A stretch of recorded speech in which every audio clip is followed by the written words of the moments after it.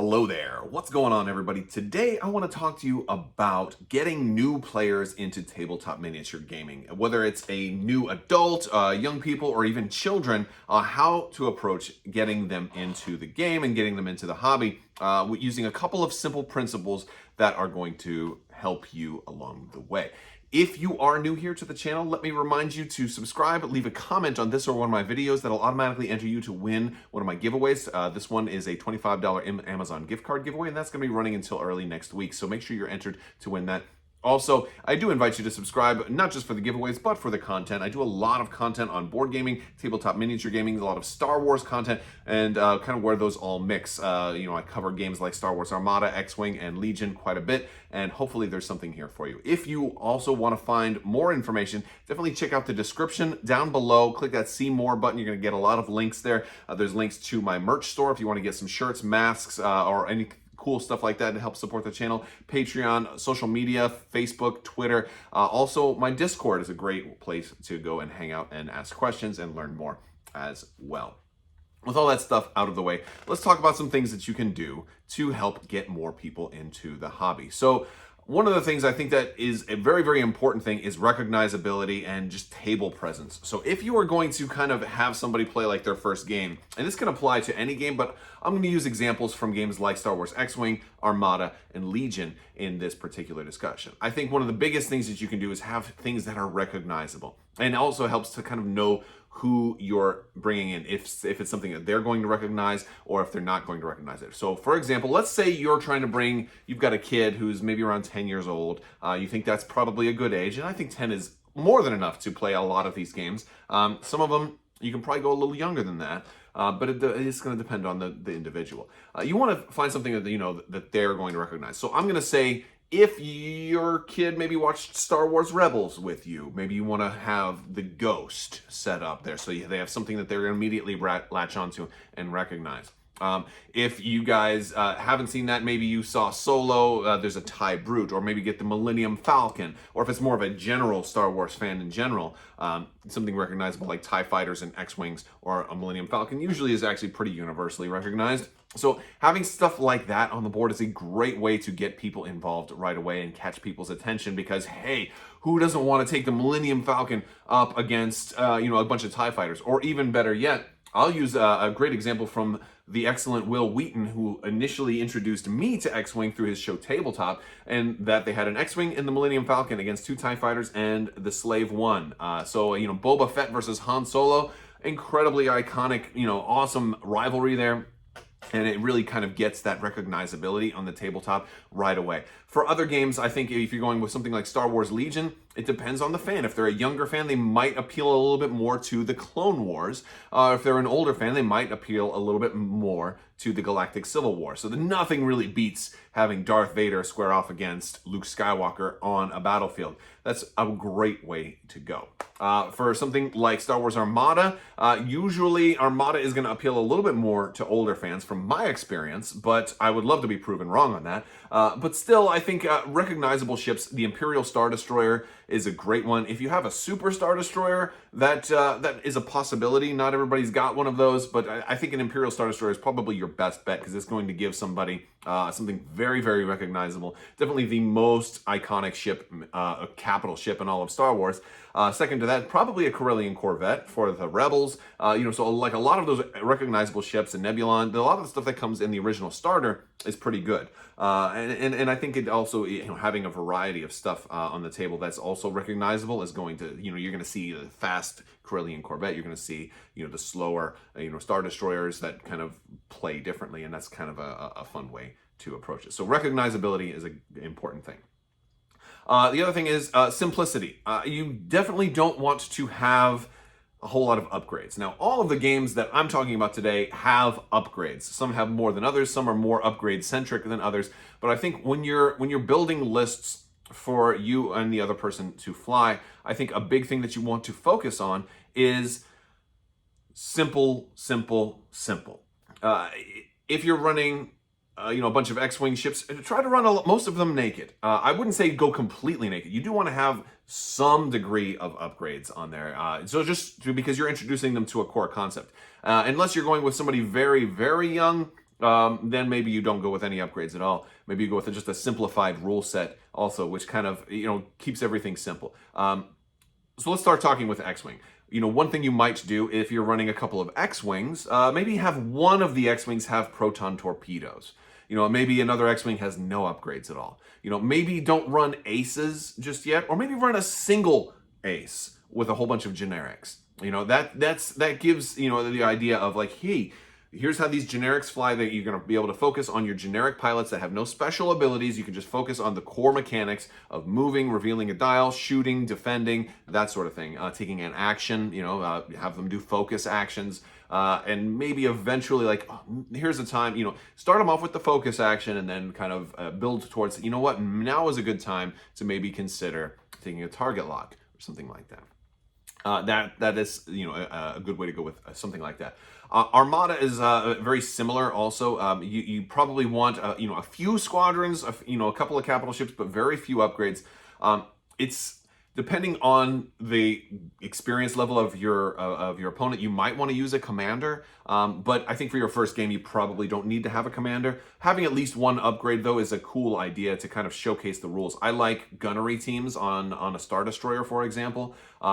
It shows you how it gives you an opportunity to explain like the normal rule of, hey, you can only attack once out of any particular arc, and how an upgrades can change the rules without overloading you. Because one of the problems that even veteran players have is when you run too many upgrades, you forget about them and they become meaningless. So focus on ships that have different play styles, and they can worry about the kind of the naked unupgraded ship, and then eventually bring about some upgrades.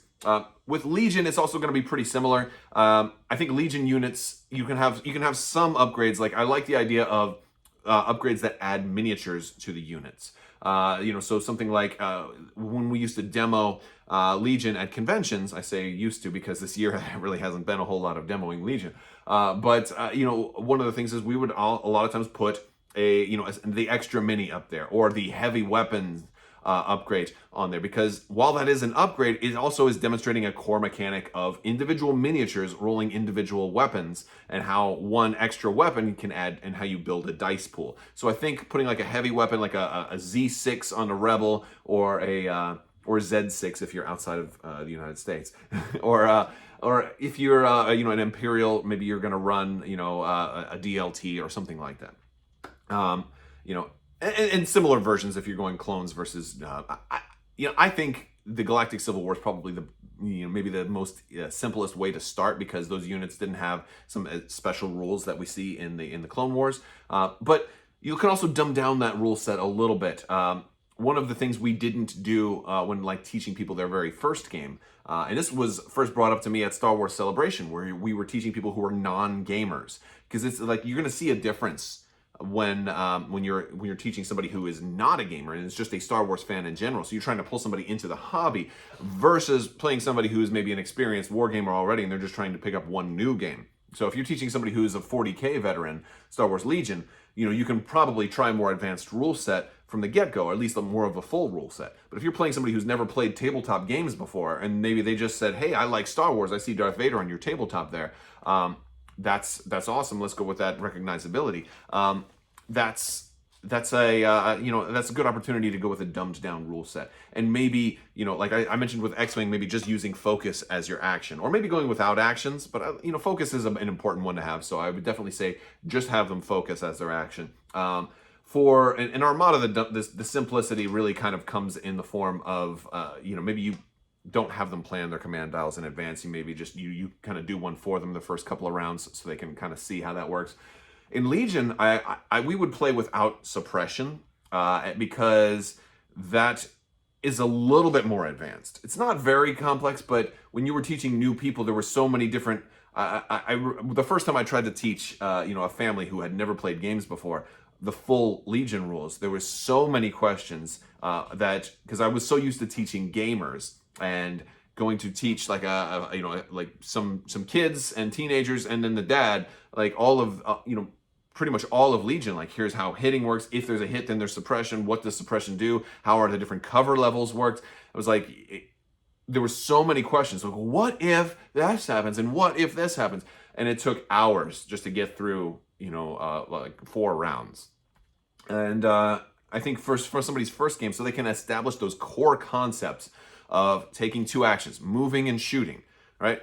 Just go with moving and shooting. You don't need to worry about standby yet. That's a little bit more advanced. Maybe you can maybe you don't even do aims and dodges. Maybe it's just moves and shoots, all right? Or you want to move twice, or do you want to move and shoot?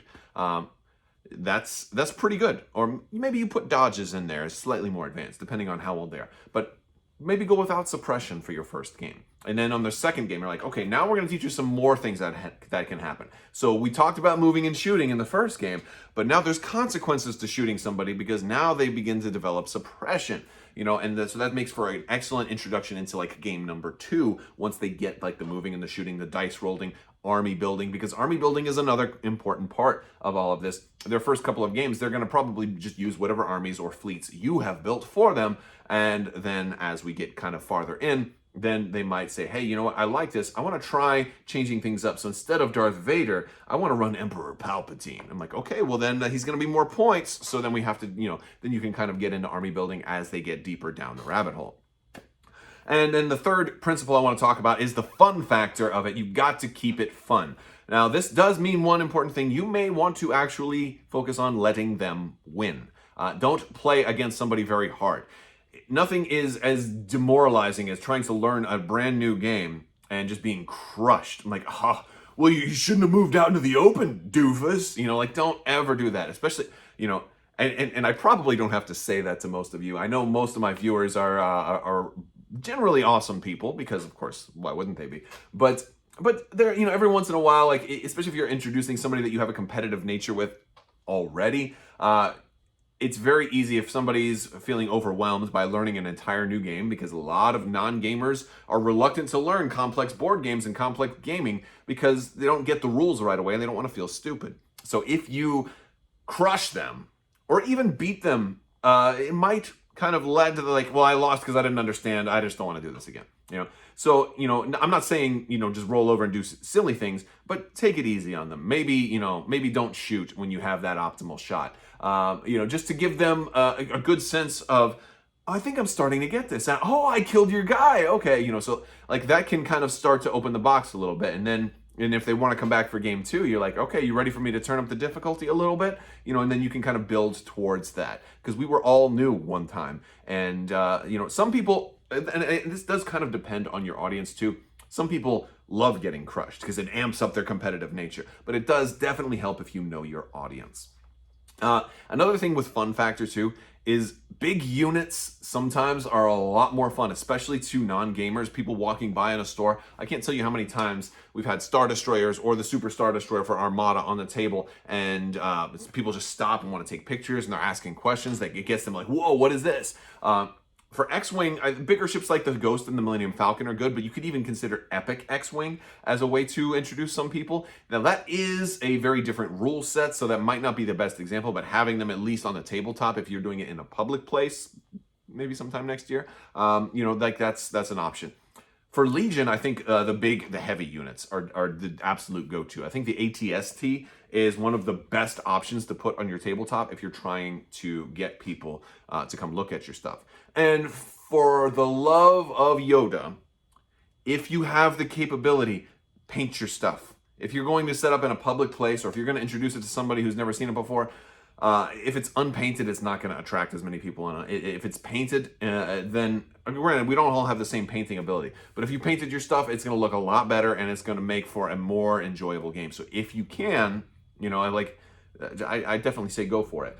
Terrain also, for this was more Legion specific, but terrain is going to make a big deal too. If you've got a beautiful board to play on, or if you know somebody who has one, maybe you can borrow something like that for your first game. Just try and set up some terrain. It's gonna attract people a little bit more and make them have a higher fun factor if they're playing on some excellent terrain.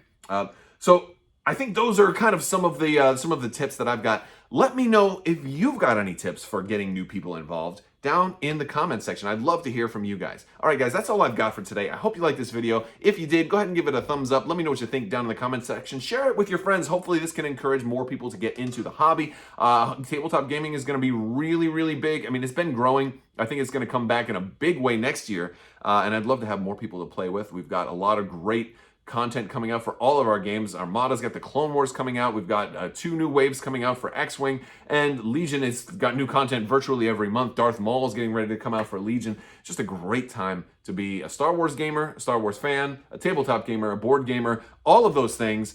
Geeks in general, let's embrace each other, bring more people into the hobby, and thank you guys so much for watching. And as always, have a great